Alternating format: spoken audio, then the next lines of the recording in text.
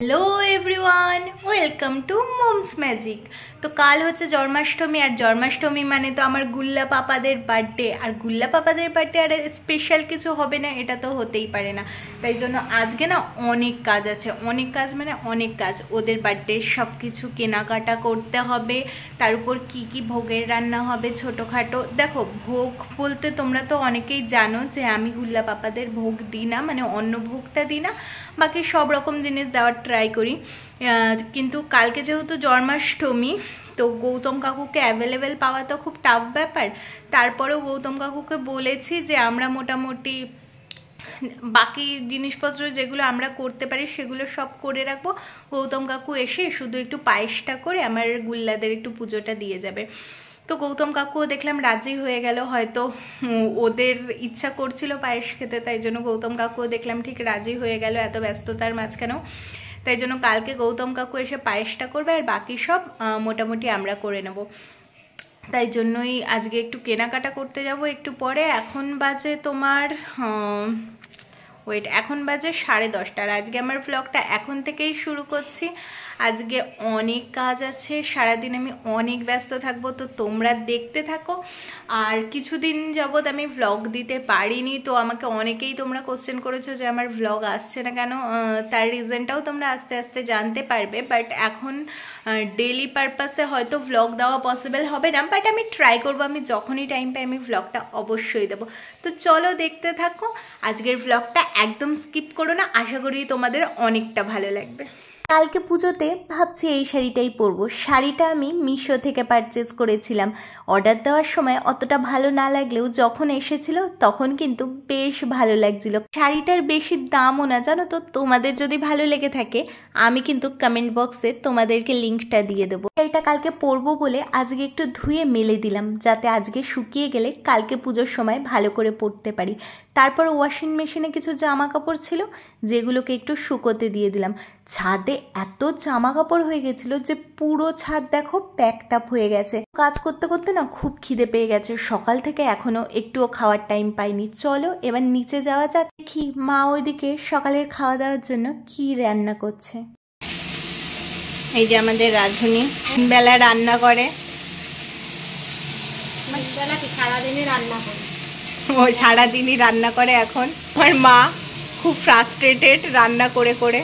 Actually আমি এখন না থাকায় না পুরো চাপটা মার উপর পড়ে যায় সারা সপ্তাহে, আর বেচারি একা একা সারাদিন করতে করতে সত্যি খুব ফ্রাস্ট্রেটেড হয়ে যায়। কালকে রাতে না কেউই তেমন ভাত খায়নি, তাই জন্য অনেকটা ভাত থেকে গেছিল। যেই ভাতগুলোকে আজকে সকালে মা ভাজা করে নিয়েছিল। এখন এখানে একটু লিস্ট বানিয়ে নিচ্ছি, কারণ বাজারে যাব জন্মাষ্টমীর কেনাকাটা করতে। কালকে পুজোতে ঠিক কি কি লাগবে এবারে লিস্ট বানিয়ে নিয়ে গেলে কিছু কিনতে আর মিস হয় না। দেখো এদের দেখেই মনে হচ্ছে কত হ্যাপি। রেডি হয়ে গেছি। এই যে গোপুর কটা ছোট ছোট জিনিসপত্র আছে রূপোর, যেগুলো একটুখানি কালো হয়ে গেছে, এগুলোকে পলিশ করতে দিয়ে দেন আমি বাজারে চলে যাব, কারণ কালকে ওর বার্থডের জন্য কটা জিনিসপত্র কিনতে হবে। তো এখন না বেরোলে না বাইরের ওয়েদারটা এমনিতেই কেমন মেঘলা মেঘলা, বৃষ্টিটা হবে মনে হচ্ছে, তাই এখনই কিনে কেটে নিয়ে আসি, কারণ বিকালের ভরসায় থাকলে আর হবে না। বিকালবেলা এখন রোজ বৃষ্টি হচ্ছে, এই বৃষ্টির মধ্যে বেরোনোটা খুব টাফ হয়ে যায়। তো চলো আমি বাজারে যাই আর তোমরা ব্লগটা দেখতে থাকো। আজকে না টোটো করে না, আজকে গেছিলাম ভ্যানে করে। এই যে দাদুটা, এই দাদুটার ভ্যানে আমি অনেক বছর ধরে উঠি। এখন টোটো হওয়ায় তো ভ্যান আর তেমন চলেই না, কিন্তু এই দাদুটা জানো তো খুব ভালো, তুমি যা দাও তাতেই সন্তুষ্ট, কোনোদিন মুখ ফুটে কারো কাছে চায় না। সেই জন্য অনেকেই এনাকে ঠকিয়ে দেয়, তাই জন্য আমি 10 টাকা একটু বেশি দিয়ে এসেছিলাম, কারণ এইসব কেনাকাটা বাজার হাটে আমাদের কত টাকা এক্সট্রা চলে যায়, কিন্তু এই লোকগুলোকে দেওয়ার সময় তখন আমরা কত বার্গেনিং করে থাকি। বাজারে আজকে গুল্লা পাপাদের জামা কাপড়ের দোকানে প্রচণ্ড ভিড় ছিল। দেখো পুরো বাজার কিন্তু মোটামুটি ফাঁকা, কিন্তু যত ভিড় মনে হয় ওই দোকানটাতেই ছিল। তারপরে এই কাদা ঠেঙিয়ে ঠেঙিয়ে ঢুকে গেছিলাম সবজি বাজারে, কারণ আবার দুটো সবজিও নেওয়ার ছিল। আসার সময় দেখি ওই দাদুটা আমার জন্য ঠিক বাজারে দাঁড়িয়ে আছে, এ নাকি আমি কখন বাড়ি ফিরবো তারই ওয়েট করছিল। দেখো কথা বলতে বলতে বাড়ির সামনেও পৌঁছে গেছি। ওই দেখো বাইরে পাপা দাঁড়িয়ে মনে হয় গাছ থেকে ফুল তুলছে। বাজার থেকে এসে গেছি, আর চলো দেখি কি কি এনেছি বাবাদের জন্য। এই ময়ূর পাঙ্খটা, এটা তো ওর খুব পছন্দের একটা জিনিস, তাই জন্য একটাই এনেছি কারণ এটা বেশি দিন রাখা হয় না, কিছুদিন পর কেমন একটা নষ্ট হয়ে যায় আবার। এখানে 5 ফল আছে। ও এটা মোমবাতি, একটা পিঙ্ক কালারের মোমবাতি এনেছি। এখানে 5 ফল আছে আর কিছু এক্সট্রা কলা আছে, কারণ একটু মালপোয়া বানাবো কালকে। মালপোয়া বানানোর প্ল্যান আপাতত রয়েছে, তো ওইটার জন্য। এটা হচ্ছে বেলুনস, যেটা রাত্রিবেলা ফোলাবো। আমি প্রত্যেক বছর বেলুনস ফুলিয়ে রাখি, ওর যেখানে ও ঘুমায় সেই জায়গাটাকে সাজিয়ে রাখি বেলুনস। চেলি ঘটে দেওয়ার চেলি, এইটা হচ্ছে ওর সকালের ব্রেকফাস্ট। এগুলো কখন কি হবে সেটা কালকেই দেখাবো। চকলেটস এনেছি ওর জন্য, মানে ওদের জন্য কিছু চকলেটস এনেছি।